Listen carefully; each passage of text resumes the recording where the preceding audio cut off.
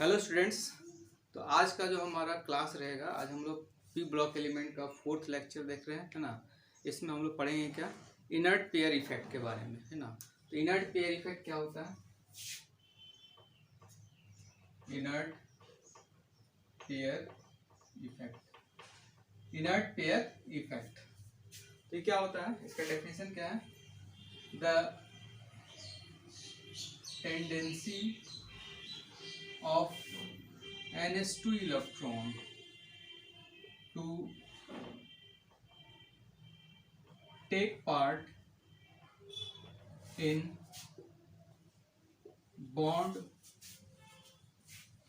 formation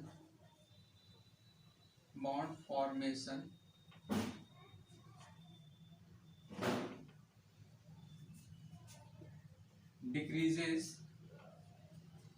as we move down the group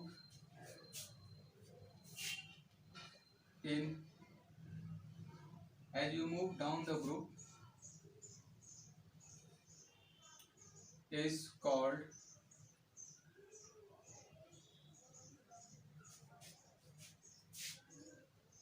inert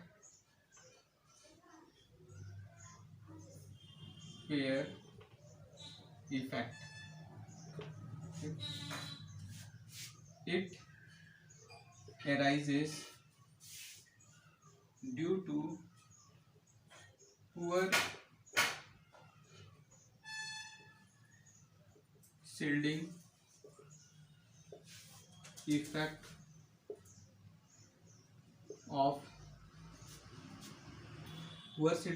of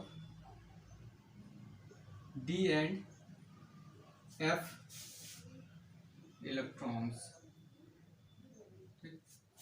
तो inert pair effect क्या होता है? तो NS2 इलेक्ट्रॉन, मतलब S में जो इलेक्ट्रॉन होता है ना, के बॉन्ड फॉर्मेशन करने का टेंडेंसी क्या डिक्रीज करता है इन ए ग्रुप में। कैसे ग्रुप? तो पी ब्लॉक एलिमेंट्स के लिए हम लोग कोई भी ग्रुप लेंगे, जिसमें हम जनरली किसके लिए बात कर रहे हैं? पी ब्लॉक एलिमेंट्स के लिए, है ना।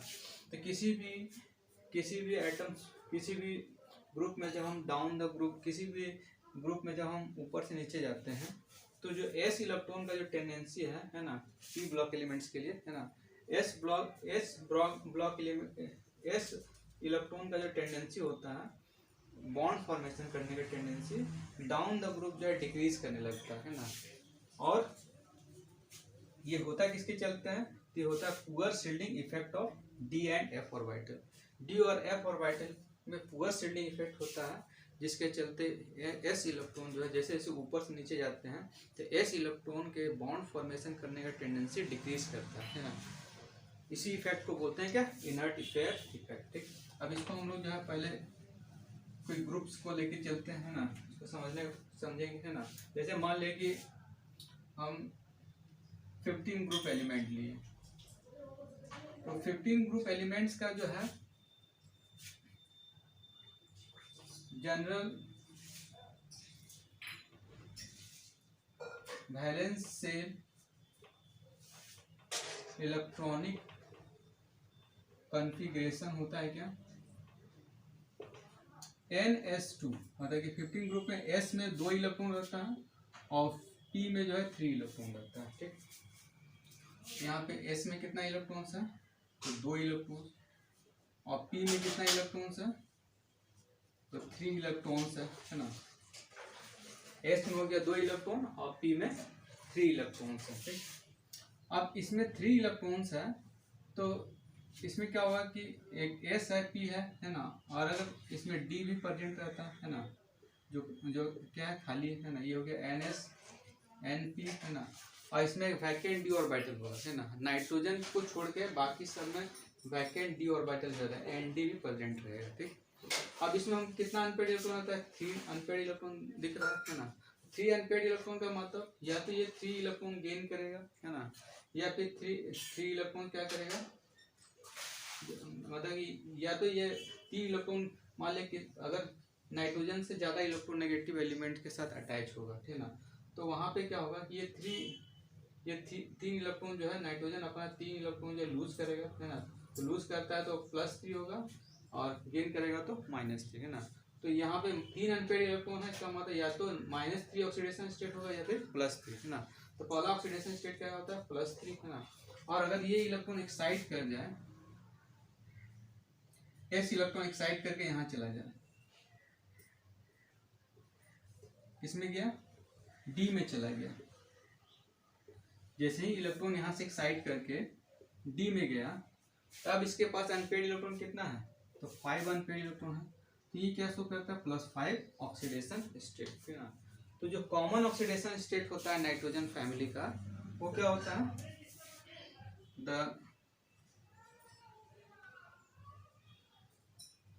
Common oxidation state of 15 group element,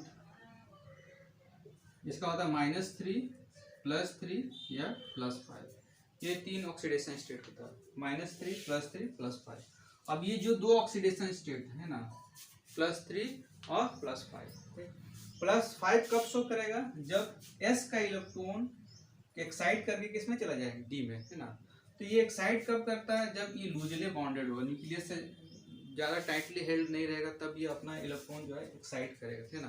तो होता है क्या है कि जब हम किसी भी ग्रुप में ऊपर से नीचे जाते हैं, जैसे हम नाइट्रोजन फैमिली लेते हैं, तो नाइट्रोजन का होता है कितना, 50, है ना। नाइट्रोजन का 7 हो गया वैलेंस इलेक्ट्रॉन। फिर उसके बाद नाइट्रोजन के बाद आता है क्या, हमारा फास्फोरस, है ना, 50, है ना। उसके बाद फास्फोरस के बाद आ गया आर्सेनिक, है ना। उसके बाद Sb, एंटीमनी Sb, बिस्मथ। तो इसका इलेक्ट्रॉनिक कॉन्फ़िगरेशन लिखेंगे तो आर्गन, हीलियम 2s2 2p 2 होता है, 3 होता है। इसका लिखेंगे नियॉन का 3, फास्फोरस का हो जाएगा 3s2 3p 3, है ना। और इसका हो गया क्या, argon 3d10 4s2 3d 4p 3, इसका हो जाएगा Kr 4d10 5s2 5p 3, है ना। इसका हो जाएगा Jnn 5d10 6s2 6p 3, ठीक। ये कॉन्फ़िगरेशन है। तो जैसे हम लोग इस ग्रुप में जब भी ऊपर से नीचे जा रहे हैं, है ना, तो ये क्या हो रहा है कि यहाँ पे D आया, यहाँ D आया, यहाँ पे भी D आ रहा है, और D के साथ यहाँ पे F ऑर्बिटल भी आएगा, ठीक। तो हम लोग जानते हैं कि जैसे जैसे D और F ऑर्बिटल आता है, तो D और F जब भी आएगा तो उसमें पुअर शील्डिंग इफेक्ट होता है ना, जो हम लोग नेक्स्ट क्लास में पढ़े थे shielding effect. Poor shielding effect के चलते ये क्या होगा कि न्यूक्लियस जो है इस आउटर मोस्ट वैलेंस इलेक्ट्रॉन को स्ट्रांगली क्या करेगा, ये जो है जो भी s इलेक्ट्रॉन है वो न्यूक्लियस से ज़्यादा टाइटली हेल्ड होगा, है ना। क्योंकि जब शील्डिंग इफेक्ट कम होता है तो जो आउटर मोस्ट इलेक्ट्रॉन है न्यूक्लियस से ज़्यादा स्ट्रांगली अट्रैक्टेड रहता है। अभी न्यूक्लियस से ज़्यादा स्ट्रांगली अट्रैक्टेड होगा तो इजीली अनपेयर्ड नहीं हो पाएगा। जैसे यहाँ पे इलेक्ट्रॉन अनपेयर्ड हो जा रहा है ना, तो अनपेयर्ड कब होगा, जब ये इजीली लूजली बॉन्डेड होगा। मगर जैसे ही ऊपर से नीचे जाते हैं तो s d और f ऑर्बिटल आता है, d और f ऑर्बिटल में पुअर शील्डिंग इफेक्ट होता है। इसके चलते ये क्या होगा, s इलेक्ट्रॉन जो है न्यूक्लियस से स्ट्रांगली अट्रैक्टेड रहता है, न्यूक्लियस इसको स्ट्रांगली क्या कर बाइंड करके रखता है ना। इसके चलते ये आसानी से लूज नहीं करता है, आसानी से अनपेयर्ड नहीं हो पाता है ना। तो यहाँ हमको कितना अनपेयर्ड इलेक्ट्रॉन दिख रहा है, 1 2 3। जितना अनपेयर्ड इलेक्ट्रॉन होता है उतना ही बॉन्ड बनता है ना। तो यहाँ हमको 3 अनपेयर्ड इलेक्ट्रॉन दिख रहा है, यानी कि 3 बॉन्ड बनाएगा, है ना। नीचे ऑक्सीडेशन स्टेट कितना होगा, +3, है ना। और +5 शो करने के लिए ये इलेक्ट्रॉन यहाँ जाना चाहिए, यहाँ जाएगा तब इस 5 अनपेयर्ड इलेक्ट्रॉन होगा, तब ये शो करेगा +5, ठीक। तो ऊपर से नीचे जब भी हम जाते हैं तो s इलेक्ट्रॉन के बॉन्ड फॉर्मेशन करने का टेंडेंसी डिक्रीज करता है। अब s इलेक्ट्रॉन के बॉन्ड फॉर्मेशन करने का टेंडेंसी डिक्रीज करेगा, यानी कि ये इलेक्ट्रॉन जो है फिर अनपेयर्ड नहीं हो पाएगा, है ना। ये जो अनपेयर्ड है वो धीरे धीरे ऊपर से नीचे जैसे जैसे जाएंगे तो +5 के ऑक्सीडेशन स्टेट शो करने का टेंडेंसी डाउन द ग्रुप कम होते चला जाएगा, क्योंकि s इलेक्ट्रॉन जो है जो बॉन्ड फॉर्मेशन में पार्टिसिपेट कर रहा था वो क्या होगा, ऊपर से नीचे डिक्रीज करता है ना, क्योंकि एस इलेक्ट्रॉन क्या है, न्यूक्लियस से स्ट्रांगली बाइंडेड होते चला जाता है ना। तो ये क्या होगा, इजीली अनपेयर्ड नहीं हो पाएगा, ठीक। तो इसमें क्या है कि अब हम इनर्ट पेयर इफेक्ट क्या होता है कि +3+3+3+3+3 मान ली कि नाइट्रोजन फैमिली में जो है सबका ऑक्सीडेशन स्टेप दिखाया है, नाइट्रोजन का, ये फास्फोरस का, ये हो गया क्या, आर्सेनिक, एंटीमनी, बिस्मथ, ये +3 शो कर रहा। तो ये जो नाइट्रोजन फैमिली का जो +3 ऑक्सीडेशन स्टेट है, ऊपर से नीचे इसके स्टेबिलिटी जो है इंक्रीज करता है ना, क्या होगा, स्टेबिलिटी इंक्रीज करेगा, ठीक, इंक्रीज। और जो +5 ऑक्सीडेशन स्टेट जो होता है, +5 ऑक्सीडेशन स्टेट जो होता है, इसका स्टेबिलिटी क्या होता है, ऊपर से नीचे क्या होता है, डिक्रीज करता है। +5 शो करने का मतलब 5 अनपेयर्ड इलेक्ट्रॉन होना चाहिए। 5 इलेक्ट्रॉन अनपेयर्ड इलेक्ट्रॉन तब होगा जब ये एस का इलेक्ट्रॉन क्या होगा, अनपेयर्ड, है ना। तो ऊपर से नीचे जाते हैं तो क्या होता है, एस इलेक्ट्रॉन के बॉन्ड फॉर्मेशन करने का टेंडेंसी घटता है, जिसके चलते +5 का टेंडेंसी ऊपर से नीचे क्या होगा, डिक्रीज करेगा, ठीक। तो देखो कॉमन हम लोग क्या कहते हैं कि अगर इनर्ट पेयर इफेक्ट बोला जाए तो इसको हम ऐसे ही बोलते हैं कि किसी भी ग्रुप में जो हाईयर ऑक्सीडेशन स्टेट होता है, हाईएस्ट ऑक्सीडेशन स्टेट होता है, उसका स्टेबिलिटी जो है किसी भी ग्रुप में वो टॉप टू बॉटम डालने पे डिक्रीज करता है, और उससे जो एक लोअर ऑक्सीडेशन स्टेट होगा उसका स्टेबिलिटी डाउन द ग्रुप जो है वो इंक्रीज करता है ना। और ये किसके चलते अराइज होता है, तो due to inert pair effect, है ना। तो यही हो गया क्या, इनर्ट पेयर इफेक्ट, ठीक।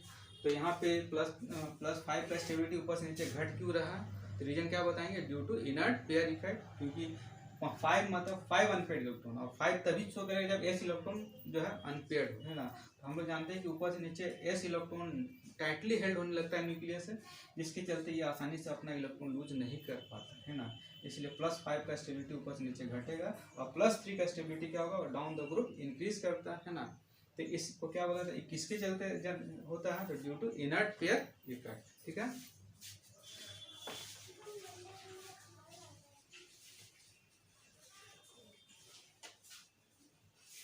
उसी तरह से हम 14 ग्रुप देखते हैं, 14 ग्रुप एलिमेंट। तो 14 ग्रुप एलिमेंट का जो वैलेंस इलेक्ट्रॉनिक कॉन्फ़िगरेशन होता है, ये होता है क्या, NS2 और NP2, मतलब S में 2 इलेक्ट्रॉन रहता है और P में, S में 2 इलेक्ट्रॉन और P में भी 2 इलेक्ट्रॉन रहता है। 14 ग्रुप एलिमेंट में 14 ग्रुप में कौन कौन आता है, कार्बन, सिलिकॉन, जर्मेनियम, उसके बाद SnPb, है ना। ये तुम्हारा क्या होगा, 14 ग्रुप एलिमेंट है। अब इस सभी का अगर हम ऑक्सीडेशन स्टेट निकालें, कौन कौन सा पॉसिबल ऑक्सीडेशन स्टेट है, तो S है, S में कितना इलेक्ट्रॉन होता है, 2 इलेक्ट्रॉन, है ना। और इसमें कितना है, इसमें 2 है, इसमें भी 2 इलेक्ट्रॉन है। कितना अनपेयर्ड इलेक्ट्रॉन, 2, है ना। तो 2 अनपेयर्ड इलेक्ट्रॉन तो 2 बॉन्ड बनाएगा, है ना। तो 2 बॉन्ड बनेगा तो या तो ये -2 होगा, या फिर ये इसका ऑक्सीडेशन स्टेट होता है या +2, है ना। ज़्यादा इलेक्ट्रोनेगेटिव है, अगर कार्बन ज़्यादा इलेक्ट्रोनेगेटिव है तो -2 शो करेगा। कार्बन फैमिली वाला एलिमेंट अगर ज़्यादा इलेक्ट्रोनेगेटिव है तो -2 शो करेगा, अगर कम इलेक्ट्रोनेगेटिव है तो +2 शो करता है ना। मतलब जिसके साथ अटैच हो रहा है, जैसे कार्बन के साथ ये किसी एलिमेंट के साथ अटैच हुआ, है ना, मतलब एक्स कोई सिलिकॉन कोई एलिमेंट है ना, इसके साथ ये अटैच हुआ, है ना, ठीक। मान ली फ्लोरीन ले लिया, है ना, इसके साथ अटैच हुआ, अगर ये ज़्यादा इलेक्ट्रोनेगेटिव माइनस होगा, ये क्या होगा, प्लस होगा, है ना। अब डिपेंड करता है कि माइनस होगा कि प्लस होगा, और डिपेंड करता है इलेक्ट्रोनेगेटिविटी, है ना। अगर ये फ्लोरीन के साथ जुटेगा तो सिलिकॉन में प्लस चार्ज जनरेट होगा, है ना। और अगर ये कम अपने से कम इलेक्ट्रोनेगेटिव एलिमेंट के साथ अटैच होगा तो उस कंडीशन में क्या होता है, इसमें जो है निगेटिव चार्ज जनरेट हो सकता है। इसीलिए जो है 2 अनपेयर्ड इलेक्ट्रॉन है तो या तो गेन कर सकता है या फिर लूज कर सकता है। गेन करेगा तो -2 होगा, लूज करेगा तो +2 होगा, ठीक है। अब दूसरा ऑक्सीडेशन स्टेट में क्या पॉसिबल है कि अगर ये इलेक्ट्रॉन्स यहाँ से एक्साइट करके यहाँ चला जाए तो क्या हो जाता है, +4, है ना। इसका जो कॉमन ऑक्सीडेशन स्टेट है ना, क्यों 14 ग्रुप एलिमेंट का, ये -2 शो करता है, +2 शो करता है, या +4 ऑक्सीडेशन स्टेट शो करेगा, ठीक। अब -2, +2 और +4 में कौन ज़्यादा स्टेबल होता है ना। अब इसमें हम लोग देखेंगे +2 और +4 में, है ना।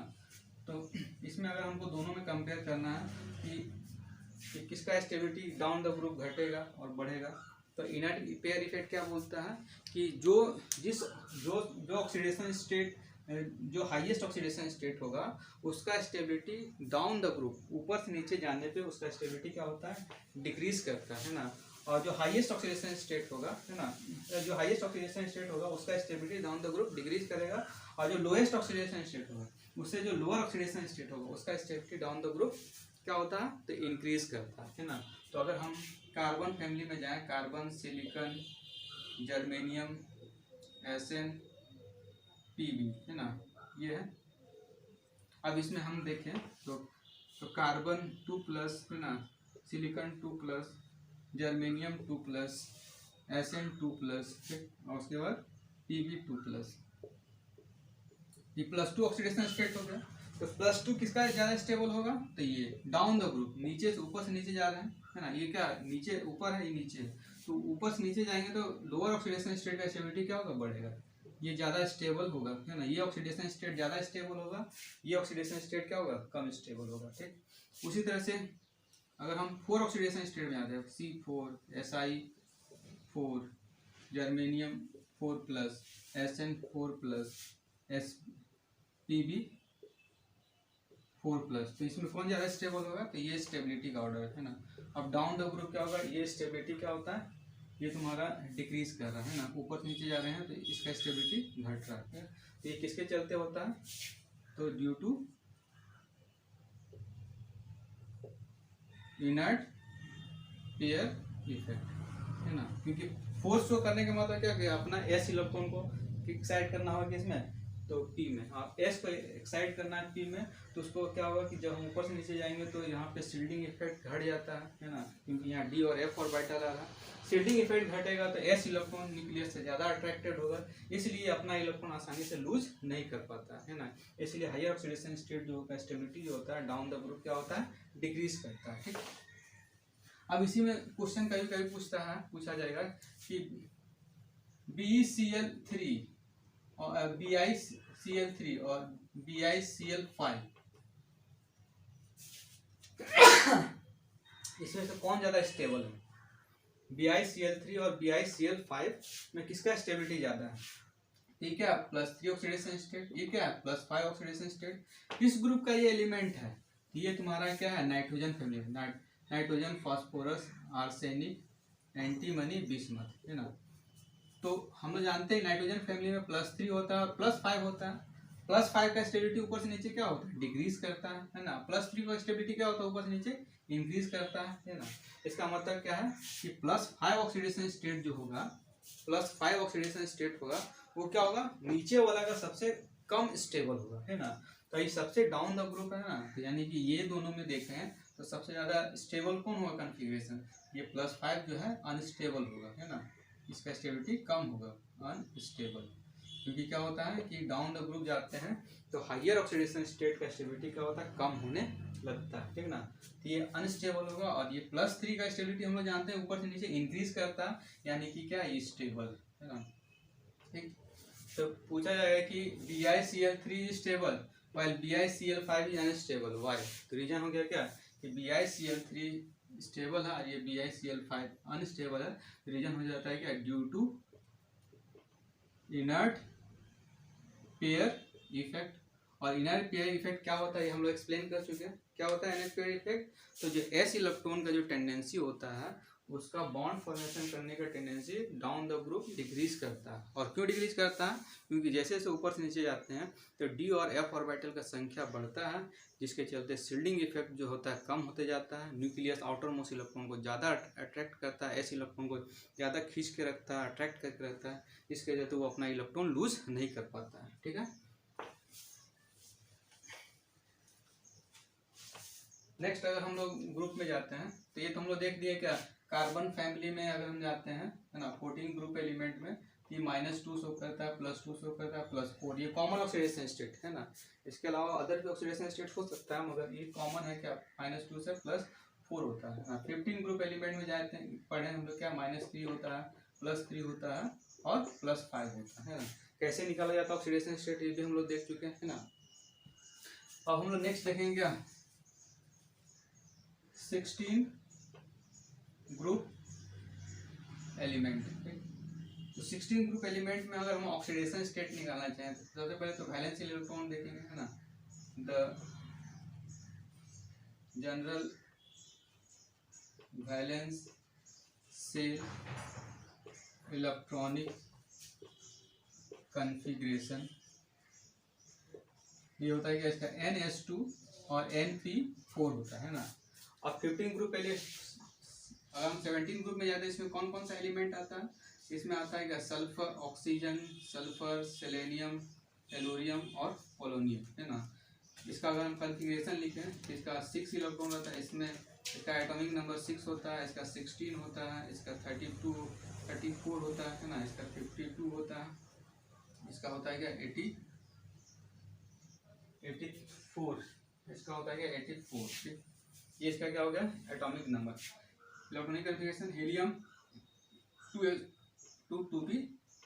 है ना, इसका क्या होगा? नियॉन 3s2 3p4, इसका हो जाएगा आर्गन 4s2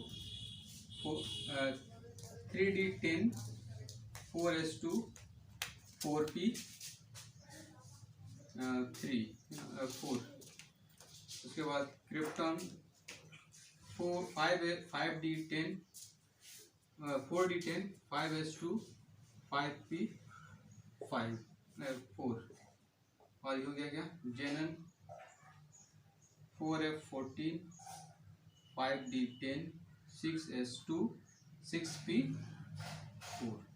ये तुम्हारा इसका क्या होगा? इलेक्ट्रॉनिक कॉन्फ़िगरेशन, ठीक है।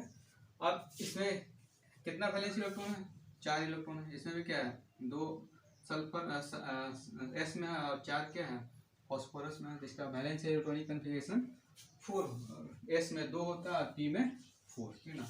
अभी ये ग्रुप एलिमेंट कौन कौन सा ऑक्सीडेशन स्टेट शो कर सकता है? तो हमको ऑक्सीडेशन स्टेट निकालना है, तो क्या करेंगे?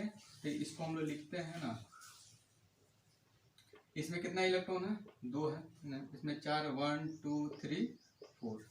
अनपेड इलेक्ट्रॉन कितना है इसमें? तो हमको दिख रहा है क्या? 2 अनपेड इलेक्ट्रॉन। तो फर्स्ट में या तो ये -2 होगा या फिर +2 होगा, है ना।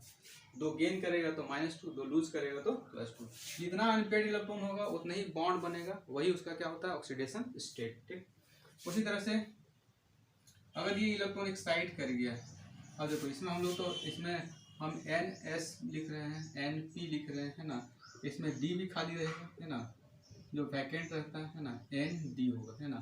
सिर्फ जो है अपने ग्रुप का फर्स्ट एलिमेंट को छोड़ के बाकी सब में D रहता है ना। और जो अपने ग्रुप का जो फर्स्ट एलिमेंट है उसमें D नहीं रहता। जैसे नाइट्रोजन फैमिली है, नाइट्रोजन में D नहीं रहेगा, है ना। ऑक्सीजन फैमिली है तो ऑक्सीजन में D नहीं रहता, बाकी सब में D ऑर्बिटल रहता है ना। तो ये इलेक्ट्रॉन कहाँ जाएगा? यहाँ से एक्साइट करके चला गया क्या? यहाँ। अब कितना अनपेड इलेक्ट्रॉन? यहाँ पे था -2, अब हो गया क्या? +2। अब ये इलेक्ट्रॉन यहाँ से एक्साइट करता है तो अब यहाँ कितना हो जाएगा? +4, ठीक है ना।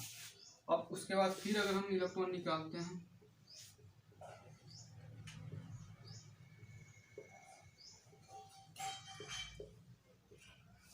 तो ये वाला इलेक्ट्रॉन एक्साइट करके यहाँ जाएगा, है ना। अब कितना अनपेड इलेक्ट्रॉन हो गया? ये वाला यहाँ से यहाँ गया तो अब हो गया क्या? 6, है ना। तो जो ऑक्सीजन फैमिली का जो एलिमेंट है, 16 ग्रुप एलिमेंट जो होता है, 16 ग्रुप एलिमेंट, ये कौन कौन सा ऑक्सीडेशन स्टेट शो करता है? -2 +2 +4 +6, ये इसका कॉमन ऑक्सीडेशन स्टेट हो गया है। -2 से लेके +6 तक जो है इसका ऑक्सीडेशन स्टेट होता है, ठीक। अब इसमें हम लोग देखेंगे क्या कि स्टेप जो है, अगर हम -2 का स्टेबिलिटी देखें तो ऊपर से नीचे -2 का स्टेबिलिटी जो है हमारा क्या होता है? डिक्रीज करता है, क्योंकि -2 तभी शो करेगा जब इलेक्ट्रोनेगेटिविटी ज़्यादा होता है। और हम लोग जानते हैं किसी भी ग्रुप में ऊपर से नीचे जाते हैं तो इलेक्ट्रोनेगेटिविटी एलिमेंट्स का कम होते जाता है, इसीलिए -2 शो करने का टेंडेंसी डिक्रीज करता है, ठीक। अब +2 क्या होगा? +2 का स्टेबिलिटी ऊपर से नीचे बढ़ेगा। रीजन है क्या कि ऊपर से नीचे जब जाते हैं तो क्या होता है? तो इसमें जो है आयनाइजेशन एनर्जी उसका क्या होता है? डिक्रीज करते चला जाता है, मतलब इलेक्ट्रॉन लूज करने का टेंडेंसी बढ़ते चला जाता है। इसलिए +2 का भी स्टेबिलिटी डाउन द ग्रुप क्या होता है? बढ़ता है ना। अब हमको देखना है क्या कि +4 और +6 में क्या होता है ना। तो जो हायर ऑक्सीडेशन स्टेट जब भी आ गया उसका स्टेबिलिटी ऊपर से नीचे जब भी देखना तो उसमें हमको बताते हैं कि उसमें हमेशा इनर्ट पेयर इफेक्ट काम करता है ना। तो +6 और +4 में क्या है, हायर है, सबसे हाईएस्ट है, और सबसे हाईएस्ट जो ऑक्सीडेशन स्टेट होगा उसमें हमेशा S से इलेक्ट्रॉन निकलेगा है ना। और जैसे ही हम S से इलेक्ट्रॉन निकालेंगे तो वहाँ पे इनर्ट पेयर इफेक्ट लग जाता है, क्योंकि S में इलेक्ट्रॉन है तो वो क्या है कि न्यूक्लियस से हो सकता है ज़्यादा टाइटली हेल्ड रहता है ना, जब अगर D और F ऑर्बिटल आता है, जिसके चलते वो अपना इलेक्ट्रॉन लूज करना नहीं चाहेगा, और जिसके चलते ये इलेक्ट्रॉन जब आसानी से लूज नहीं करेगा तो +6 शो करने का टेंडेंसी डिक्रीज होने लगेगा। ठीक, तो हम किसी भी ग्रुप में जब हम डाउन द ग्रुप जाते हैं तो ये दोनों जब ऑक्सीडेशन स्टेट का बात करेंगे, जैसे इस फैमिली में क्या आ गया, oxygen, sulphur, selenium, tellurium, polonium है ना। तो इसमें क्या होगा, ये शो कर रहा है +4, ये भी अच्छा, ये ध्यान रखना है कि ये ऑक्सीजन +4 नहीं शो करता है ना। ये शो किया क्या +4, ये शो किया क्या +4, ये हो गया +4, ये हो गया +4, ठीक है। तो +4 ऑक्सीडेशन स्टेट इसका हो गया है ना। अब उसके बाद इसका जो होगा +6 भी होगा है ना, +6 भी होगा, +6 भी होगा, +6 भी होगा। ठीक, तो ये जो +4 ऑक्सीडेशन स्टेट है उसका स्टेबिलिटी क्या होता है, इंक्रीज करेगा, और जो हाईएस्ट सबसे हाईएस्ट ऑक्सीडेशन स्टेट है उसका स्टेबिलिटी क्या होता है, डिक्रीज करता है ना।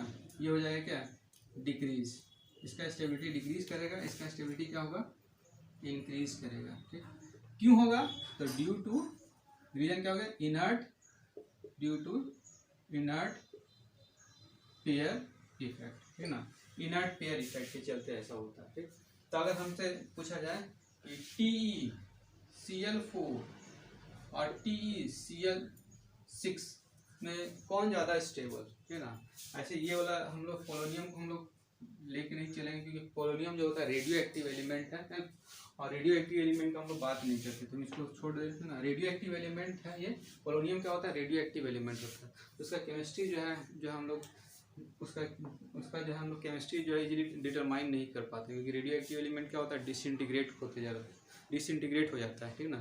तो रेडियो एक्टिव एलिमेंट को हटा दिए है ना, तो यहाँ पे क्या है, टी है ना। तो TeCl4 और TeCl6 में कौन ज़्यादा जो है, कौन ज़्यादा स्टेबल होगा, हम लोग बोलेंगे क्या, ये ज़्यादा स्टेबल है, +4 है, ये क्या है +6 है ना। डाउन द ग्रुप वाला हमेशा ही जो है सबसे ज़्यादा स्टेबल होता है। इसमें ये अब पूछा जाएगा कि ये क्यों ज़्यादा स्टेबल है और ये कम क्यों स्टेबल है, तो +6 ऑक्सीडेशन स्टेट मतलब कि 16 ग्रुप का सबसे हाईएस्ट ऑक्सीडेशन स्टेट है, और जो हाईएस्ट ऑक्सीडेशन स्टेट है उसका स्टेबिलिटी सबसे नीचे वाला ग्रुप का क्या होता है, कम होता है। क्यों, तो due to inert pair effect. Reason क्या हो गया, due to inert pair effect. ठीक, अब इसे इसमें हम लोग दिखाएंगे क्या कि ऑक्सीजन +4 क्यों नहीं शो करता है ना, तो क्यों नहीं शो करता इसको भी हम लोग देख लेते हैं ना। ऑक्सीजन हो गया, ऑक्सीजन +4 क्यों नहीं शो किया है ना, उसका रीजन क्या होता है कि हम लोग जानते हैं कि अगर ऑक्सीजन का इलेक्ट्रॉनिक कन्फिग्रेशन लिखें तो 8 होता है, 1s2 2s2 2p कितना है, 4 है। अब इसका वैलेंस इलेक्ट्रॉन कितना हो गया, s में 2 इलेक्ट्रॉन है और p में कितना इलेक्ट्रॉन्स है, तो इसमें तुम्हारा 4 इलेक्ट्रॉन्स है। 2 अनपेड इलेक्ट्रॉन यहाँ दिख रहा है ना।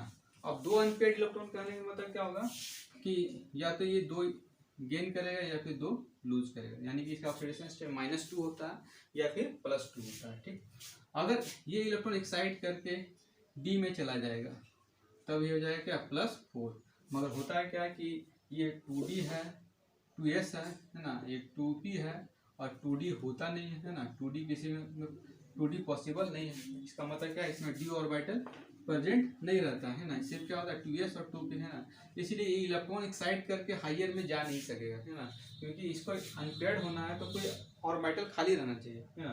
तो होता है क्या है कि 2s के बाद 2p आता है, 2p के बाद 2d प्रेजेंट नहीं रहता है, इसलिए ये इलेक्ट्रॉन जो है अपने ही ऑर्बिटल में रहता है ना, एक्साइट नहीं कर पाता है ना। एक्साइट करने के लिए ऑर्बिटल वैकेंट होना चाहिए है ना, तो इसमें वैकेंट ऑर्बिटल प्रेजेंट नहीं रहता है, इसीलिए क्या होता है -2 और +2 ही शो करता है ना। इसके अलावा इसका कोई दूसरा ऑक्सीडेशन स्टेट नहीं होगा। तो ऑक्सीजन जब भी रहता है तो उसका ऑक्सीडेशन स्टेट -2 होता है या फिर +2 है ना। ऐसे अगर हम इसका ऑक्सीडेशन स्टेट बात करें, ऑक्सीजन का टोटल ऑक्सीडेशन स्टेट होता है -1 +1 -2 प्लस इतना ऑक्सीडेशन स्टेट ये शो करता है। इसमें से कॉमन ऑक्सीडेशन स्टेट सबसे ज़्यादा जो कॉमन ऑक्सीडेशन स्टेट होता है ये -2 होता है। जनरली जो है ऑक्सीजन -2 स्टेट में रहता है, किसी किसी कंडीशन में +2 होता है और +1 होता है ना, नहीं तो ये जनरली क्या होता है -2 है ना। और अगर कोई परऑक्साइड प्रेजेंट रहेगा तो वहाँ पे उसका ऑक्सीडेशन स्टेट क्या होता है -2 है ना। तो ये जो रेयर कंडीशन में देखा जाता है ना, ये तब शो करेगा जब ऑक्सीजन फ्लोरीन के साथ कनेक्टेड हो है ना, तब इसका +2 होता है, नहीं तो बाकी सब कंडीशन में क्या होता है -2 होता है। ठीक, तो जो कॉमन ऑक्सीडेशन स्टेट हम -2 शो करते हैं, मगर ये +2 भी हो सकता है ना, कब, जब ये फ्लोरीन के साथ कनेक्टेड हो तब उसका +2 होता है ना। और -1 हो सकता है, -1 और +1 तभी होगा जब ऑक्सीजन एक परऑक्साइड बॉन्ड बनाता है तब है ना। परऑक्साइड बॉन्ड किसको कहते हैं, तो जैसे ऑक्सीजन है ना, ये आपस में सिंगल बॉन्ड से कनेक्टेड है, तो इस बॉन्ड को हम लोग बोलते हैं परऑक्साइड बॉन्ड। और यहाँ पे मान लीजिए कोई भी कोई एटम्स या ग्रुप ऑफ एटम जुटा हुआ है, इस बॉन्ड को बोलते हैं क्या, परऑक्साइड बॉन्ड। और परऑक्साइड बॉन्ड रहेगा तब इसका ऑक्सीडेशन स्टेट -1 हो सकता है या फिर +1 भी हो सकता है ना, +1 भी हो सकता है। अगर यहाँ पे फ्लोरीन रहा तो उस कंडीशन में इसका ऑक्सीडेशन स्टेट हो जाएगा क्या, +1, क्योंकि ये ज़्यादा इलेक्ट्रोनेगेटिव है, ये इलेक्ट्रॉन को अट्रैक्ट करेगा, खींचेगा, इसमें कौन सा चार्ज होगा, +1। ये ज़्यादा इलेक्ट्रोनेगेटिव, ये इलेक्ट्रॉन को अट्रैक्ट करेगा, तो क्या इसमें कौन सा चार्ज होगा, +1। ठीक, मगर अगर यहाँ पे हाइड्रोजन जुट गया तो उस कंडीशन में क्या होता है, ये कम इलेक्ट्रोनेगेटिव है, ये ऑक्सीजन इलेक्ट्रॉन को अट्रैक्ट करेगा, ये ऑक्सीजन इलेक्ट्रॉन को अट्रैक्ट करेगा, तो ये सब इसमें -1 हो जाएगा, ये -1। ठीक, ये सब हम लोग ऑक्सीडेशन स्टेट में पढ़ चुके हैं ना, कैसे हम लोग ऑक्सीडेशन स्टेट जो है डिटरमाइन करते हैं। ठीक, अब जैसे अगर मान लीजिए कि पूछ दिया जाए कि क्या SF5 पॉसिबल है ना, तो SF5 पॉसिबल है कि नहीं, तो SF5 करने में इसका ऑक्सीडेशन स्टेट कितना आ रहा है, +5 है ना। और अभी हम लोग देखें क्या होता है, कॉमन ऑक्सीडेशन स्टेट -1 होता है ना, इसका कॉमन ऑक्सीडेशन स्टेट होता है -1 +2 +4 +6 है ना, ये ऑक्सीडेशन स्टेट पॉसिबल है ना। इसके बीच वाला कोई भी ऑक्सीडेशन स्टेट जो है 16 ग्रुप एलिमेंट का नहीं हो सकता है ना। जैसे यहाँ पे सल्फर है ना, तो सल्फर का ऑक्सीडेशन स्टेट क्या हो सकता है, या तो +2 हो सकता है, या तो +4 हो सकता है, या तो +6 हो सकता है ना। इसके बीच में आ रहा है ना, +5 हो रहा, तो +5 पॉसिबल नहीं है ना। सल्फर को हम लोग क्या लिख सकते हैं, SF4 हो सकता है, SF6 हो सकता है ना, SCl2 लिख सकते हैं ना, ये पॉसिबिलिटी है। मगर कभी भी हम लिखेंगे SF5 पॉसिबल नहीं होगा, क्योंकि इसके लिए क्या होगा कि ये जब भी +4 है तो +4 के बाद क्या आ रहा है, +6 आ रहा है, +5 नहीं आ रहा है ना, इसलिए पॉसिबल नहीं है। ठीक,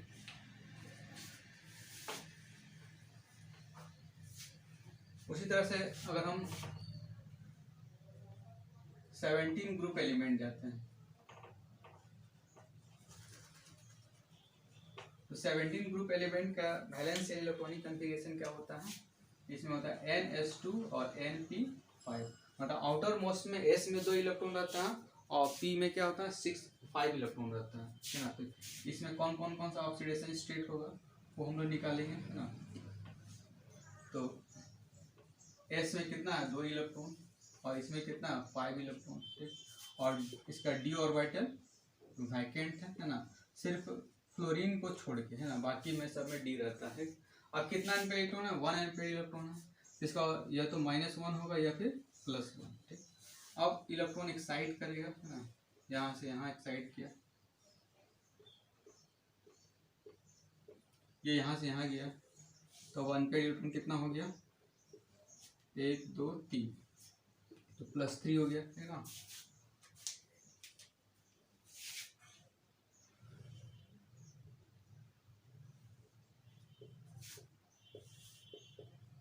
इसको यहाँ से यहाँ ले गए, अब कितना हो गया 1 2 3 4 5 अनपेड इलेक्ट्रॉन +5 है ना।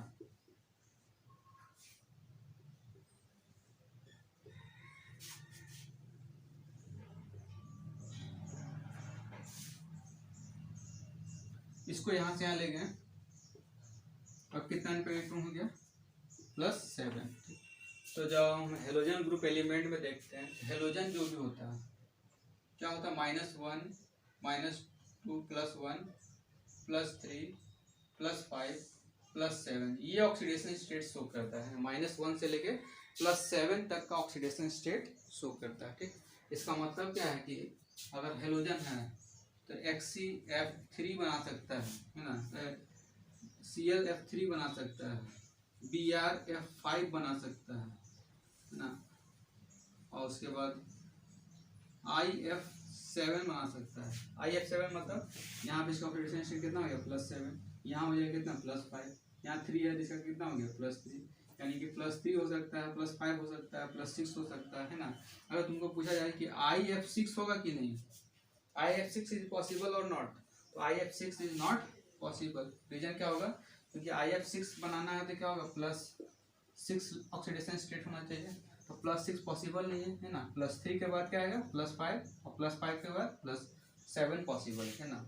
हम लोग ClF2 बना सकते हैं कि नहीं, तो हम लोग बोलेंगे ClF2 इज नॉट पॉसिबल, क्योंकि ClF2 में ऑक्सीडेशन स्टेट कितना हो रहा है +2 हो रहा है ना, जो पॉसिबल नहीं है। ठीक ना, तो इस तरह से ये जो इसका क्या हो गया ऑक्सीडेशन स्टेट है, इतना ही ऑक्सीडेशन स्टेट इसमें पॉसिबल होता है। ठीक, ऐसे हम कोई कंपाउंड लिखें, हम लिखे HClO3, इसका ऑक्सीडेशन स्टेट कितना निकालेंगे, इसका हम निकालते हैं ऑक्सीडेशन स्टेट तो कितना आता है +5 आएगा। ठीक ना, उसी तरह से HClO4, इसका ऑक्सीडेशन स्टेट निकालेंगे कितना आएगा +7 आएगा। मतलब इसी में से कोई ऑक्सीडेशन स्टेट इसका पॉसिबल है ना, इसके बीच का कोई ऑक्सीडेशन स्टेट नहीं होता। ठीक, अब इसमें अगर हम ये जो ऑक्सीडेशन स्टेट, ये हेलोजन ग्रुप जो शो कर रहा है ऑक्सीडेशन स्टेट, ये ऑक्सीडेशन स्टेट क्लोरीन ब्रोमीन और आयोडीन यही शो करता है ये ऑक्सीडेशन स्टेट है ना। मतलब हेलोजन में जो फर्स्ट एलिमेंट है, फर्स्ट क्या है क्लोरीन, ये सिर्फ और सिर्फ -1 ऑक्सीडेशन स्टेट शो करता है ना। बाकी जितना भी हेलोजन ग्रुप एलिमेंट है, क्लोरीन है, ब्रोमीन है, आयोडीन है, सब क्या करेगा -1 से +7 तक ऑक्सीडेशन स्टेट शो करेगा। सिर्फ इसको तो फ्लोरीन को छोड़ के बाकी सब शो करता है। अब क्वेश्चन आएगा कि वाई, ऐसा क्यों होता है कि फ्लोरीन जो है -1 ऑक्सीडेशन स्टेट शो करता है, बाकी अदर एलिमेंट जो होता है -1 से लेकर +7 तक ऑक्सीडेशन स्टेट शो करता है। इसका क्या रीजन है, तो रीजन क्या होता है, क्योंकि अगर हम फ्लोरीन लेते हैं तो उसमें d ऑर्बिटल वैकेंट नहीं रहता, इसमें d ऑर्बिटल नहीं रहता, ये ऑर्बिटल फ्लोरीन के केस में नहीं होगा है ना, क्योंकि इसका कॉन्फ़िगरेशन क्या होता है, तो 1s2 2s2 2p5 फ्लोरीन के केस में। तो इसमें क्या है कि S में तुम्हारा कितना इलेक्ट्रॉन हो रहा है, S में 2 इलेक्ट्रॉन हो और F में जो है 5 इलेक्ट्रॉन है ना। इसका मतलब क्या है कि इसमें तो 2D होता नहीं है, 2D इज नॉट पॉसिबल है ना। तो क्या कर सकता है, या तो ये 1 इलेक्ट्रॉन गेन कर सकता है, या तो 1 इलेक्ट्रॉन लूज कर सकता है ना।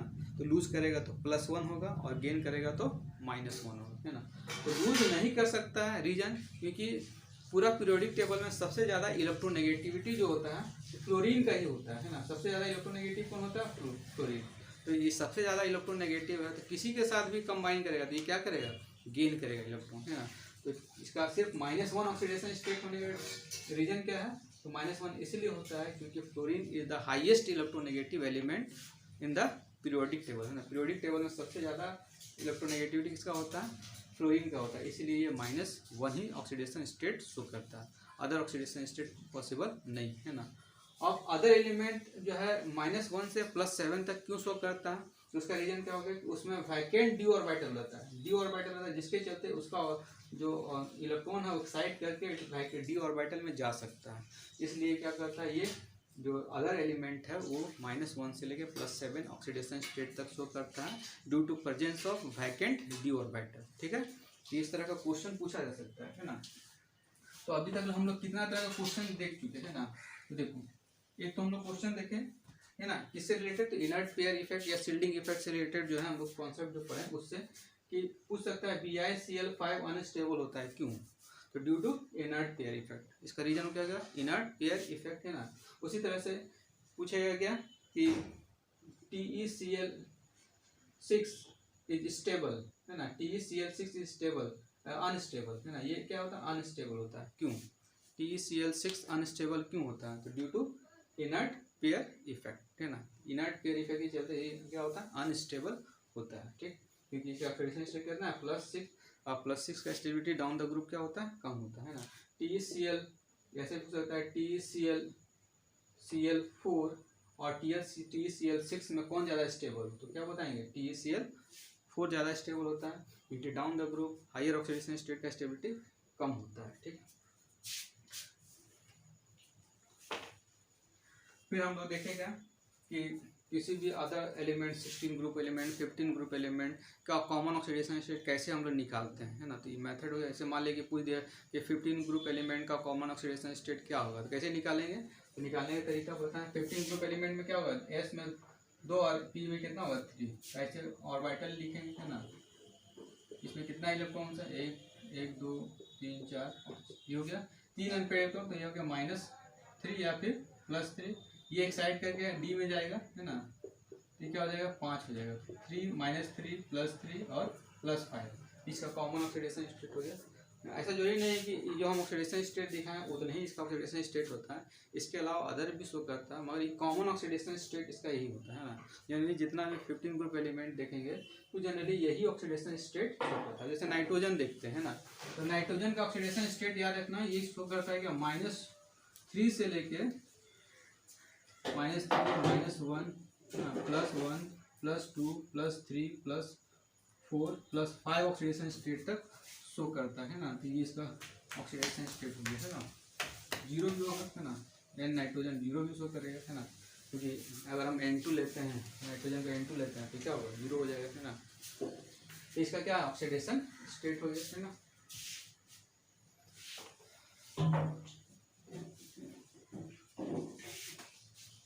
फिर क्वेश्चन जो है पूछा जाता है, क्वेश्चन है क्या,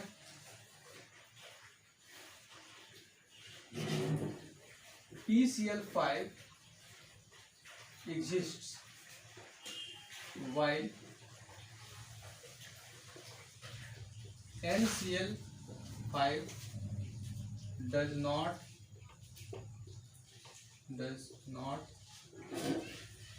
exist. Why? क्वेश्चन है ना, PCl5 एग्जिस्ट करता है जबकि NCl5 एग्जिस्ट नहीं करता है, ठीक है। तो इसका क्या रीजन हो जाएगा, तो देखो इस तरह का जब भी क्वेश्चन है तो सबसे पहले इसका इलेक्ट्रॉनिक कन्फिगरेशन देखो। तो 15 ग्रुप एलिमेंट है, इसका नाइट्रोजन का एटॉमिक नंबर होता है 15, कन्फिगरेशन लिखने क्या हो जाएगा, नियॉन 3s2 3p3, और नाइट्रोजन का कितना होता है 7, जो है हीलियम 2s2 2p3, है ना। इसका वैलेंस इलेक्ट्रॉन ये हो गया। S में कितना इलेक्ट्रॉन है, तो 2 इलेक्ट्रॉन है। P में कितना इलेक्ट्रॉन है, इसमें 3 इलेक्ट्रॉन है ना। अब इसमें 3p के बाद 3d भी होगा, है ना। इसमें d पॉसिबल है मगर 2d इज नॉट पॉसिबल, है ना। इसमें d है वैकेंट ऑर्बिटल, तो दिखाएं, है ना। तब इसका जो इलेक्ट्रॉन्स है जो S में प्रेजेंट है, एक साइड करके यहाँ जा सकता है क्योंकि इसके बाद वैकेंट d ऑर्बिटल है ना, किसी फास्फोरस के केस में। मगर नाइट्रोजन के केस में क्या होगा कि यहाँ पे इसका क्या है, ये 3s है, 3p है, ये 3d वैकेंट है ना, यहाँ पे 2s है, ये क्या होगा 2p है मगर 2d नहीं होता है ना। इसके चलते इसमें कोई वैकेंट d ऑर्बिटल नहीं है ना। अब देखो इसमें क्या 1 2 3 4 5 एनपेयर का मतलब 5 बॉन्ड बनेगा, 5 बॉन्ड बन रहा है ना। तो PCl5 पॉसिबल है क्योंकि एक साइड करके कहाँ चल जाएगा, डी में चल जाएगा, जिसके चलते इसमें 5 अनपेड इलेक्ट्रॉन रहेगा, और जितना अनपेड इलेक्ट्रॉन होता है उतना ही बॉन्ड बनता है, जितना अनपेड इलेक्ट्रॉन होता है उतना ही उसका ऑक्सीडेशन स्टेट भी होता है ना। तो यहाँ पे कितना 3 अनपेड इलेक्ट्रॉन है, मगर ये एक साइड करने के लिए इसके पास खाली, जिस तरह से P में डी ऑर्बिटल खाली है उस तरह से P में जो है कोई वैकेंट ऑर्बिटल नहीं रहता है ना। इसके चलते ये इलेक्ट्रॉन जो है एक्साइट करके जो है डी में नहीं जाता है ना। सिर्फ कितना अनपेड इलेक्ट्रॉन है, 3 अनपेड इलेक्ट्रॉन है, इसलिए इसका ऑक्सीडेशन स्टेट क्या होगा, +3 हो सकता है या -3 हो सकता है, ठीक। तो ये क्या होगा NCl3 बना सकता है क्योंकि 3 अनपेड इलेक्ट्रॉन, मगर NCl5 जो है फॉर्मेशन नहीं करेगा, ठीक ना। इसका रीजन क्या होगा, अगर हमको रीजन लिखना है, रीजन क्या हो जाएगा, तो PCl5 में वैकेंट d ऑर्बिटल होता है, जो due to presence of vacant d orbital क्या करेगा, अपना जो S में जो इलेक्ट्रॉन एक साइड करके D में जाएगा और 5 एनपेड इलेक्ट्रॉन हो जाएगा, इसलिए 5 बॉन्ड बना सकता है ना। मगर NCl5 5 बॉन्ड नहीं बनाएगा क्योंकि इसके पास सिर्फ तीन ही अनपेड इलेक्ट्रॉन है, तो इसलिए क्या करता है ये NCl3 बनाता है, NCl5 नहीं बनाता है। रीजन क्या होगा, PCl5 exist due to presence of vacant d orbital और NCl5 does not exist due to absence of vacant d orbital। ये इसका रीजन हो गया, ठीक है।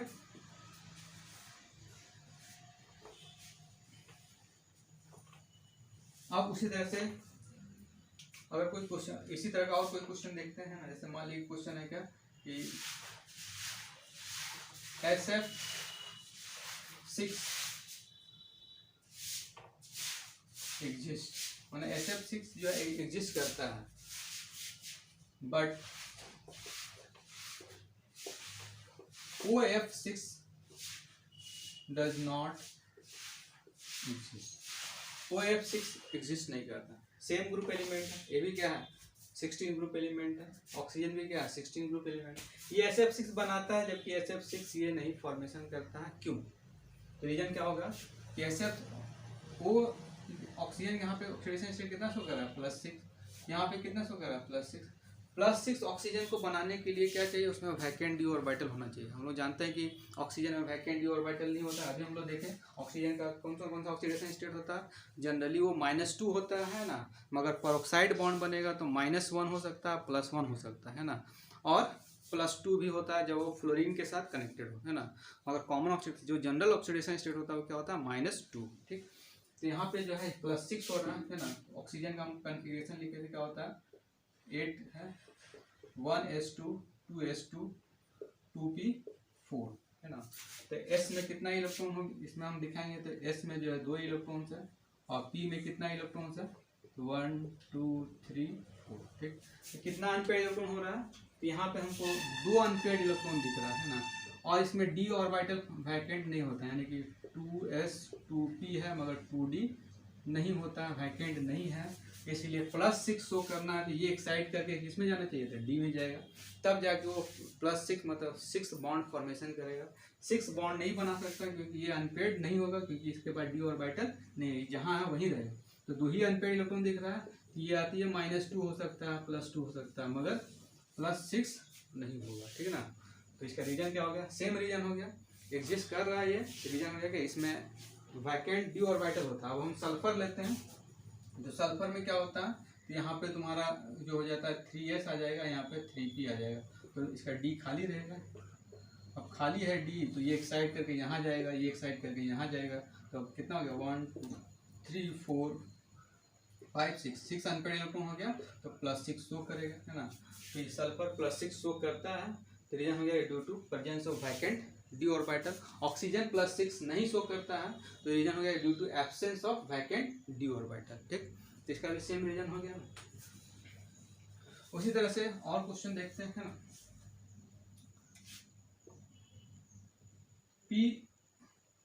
P double bond O Cl इस तरह का कंपाउंड है ना, एक हम दिखाएं N double bond O Cl compound है ना। ये क्या होता है, एग्जिस्ट करता है, ये एग्जिस्ट नहीं करता है, इसका रीजन क्या होगा।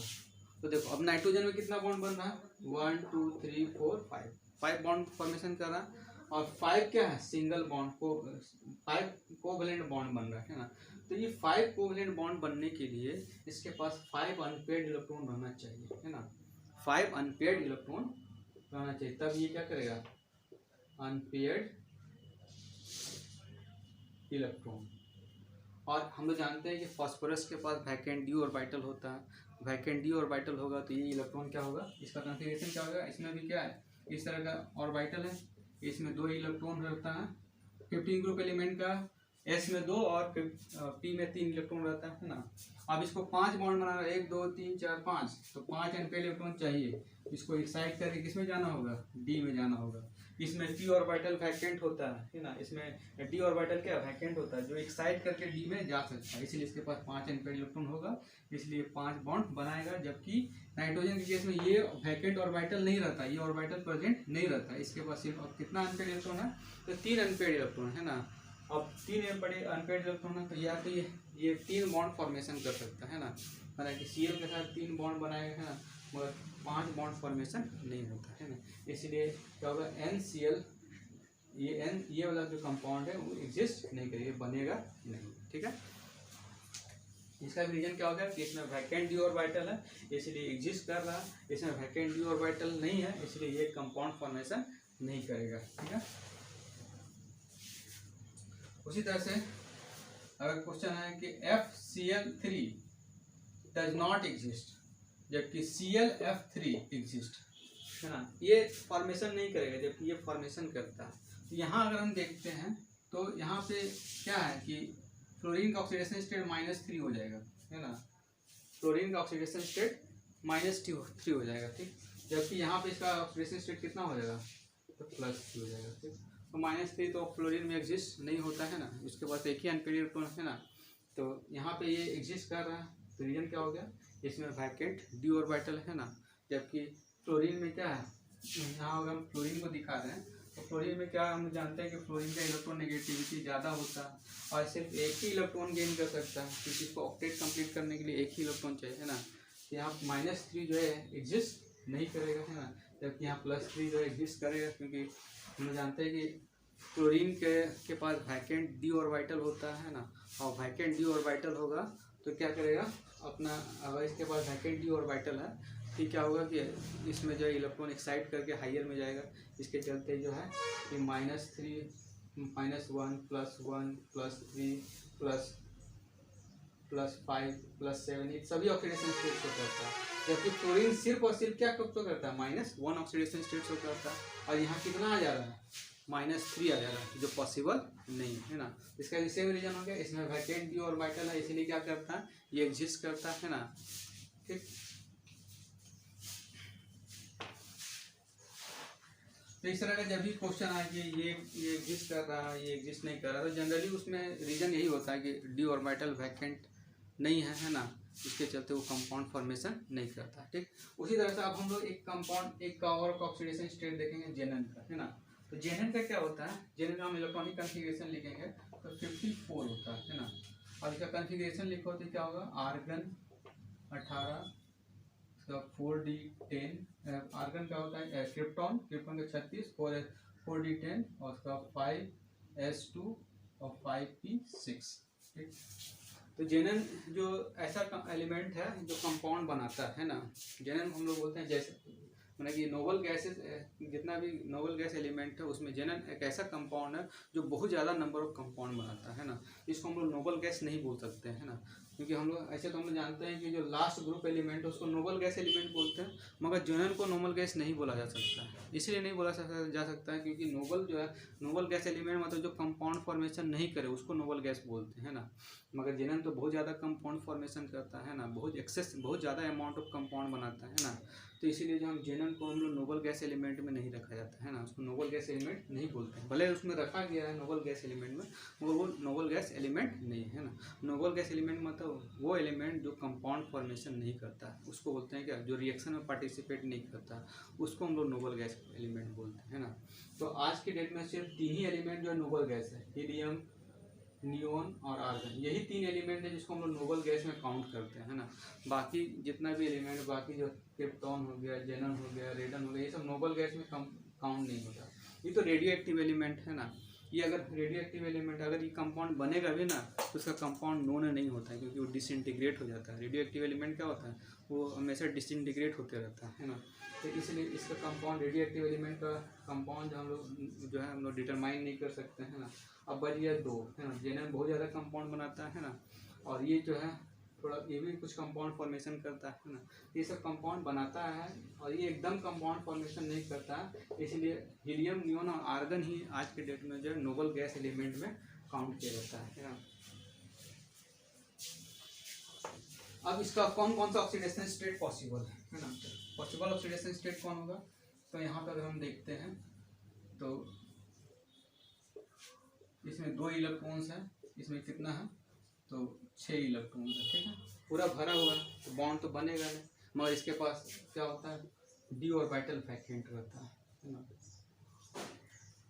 अब डी ऑर्बिटल वैकेंट रहता है एक्साइड करके किसमें जाएगा, डी में जाएगा। अब कितना अनपेयर्ड इलेक्ट्रॉन हो गया 1 2, ये +2 शो करता है, ठीक, वाला हो गया। अब अगर हम इसको और एक्साइट करें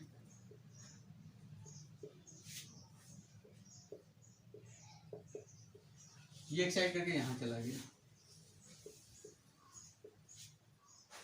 अब कितना हो गया +4।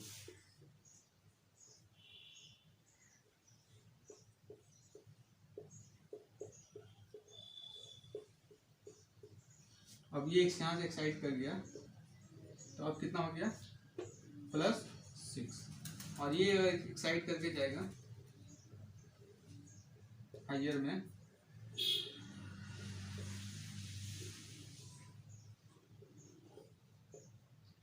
अब कितना हो गया +8। इसका जो कॉमन ऑक्सीडेशन स्टेट होता है ये +2 शो करता है, +4 शो करता है, +6 शो करता है, +8 ऑक्सीडेशन स्टेट ये शो करता है ना।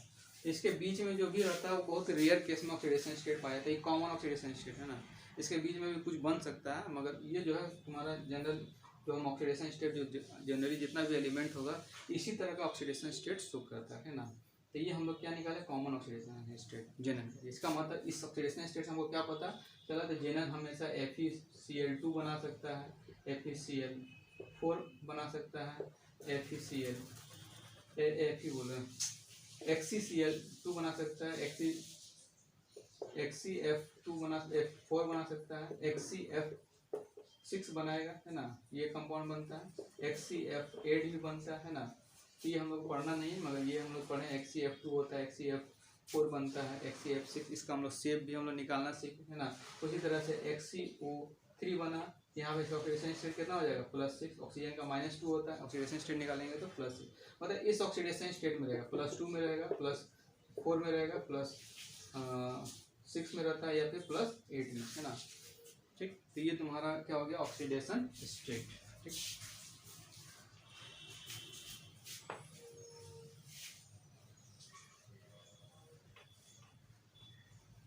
तो आज हम लोग देखेंगे क्या इनर्ट पेयर इफेक्ट क्या होता है ना। इनर्ट पेयर इफेक्ट किसके चलते जनरेट होता है ना। फिर जो है different 14 group element, 15 group element, 16 group, 17 group का जो एलिमेंट उसका जो कॉमन ऑक्सीडेशन स्टेट हम कैसे फाइंड आउट करते हैं वो हम लोग पढ़े हैं ना। तो और उसके बाद देखेंगे कौन सा कंपाउंड एग्जिस्ट करता है नहीं करता है, उसके बारे में स्टडी की है ना। ये हम लोग आज जो है इनर्ट पेयर से रिलेटेड जितना भी चीज़ था उसको हम लोग जो है इनर्ट पेयर और शील्डिंग इफेक्ट से रिलेटेड जो कॉन्सेप्ट था उसको आज स्टडी की है ना।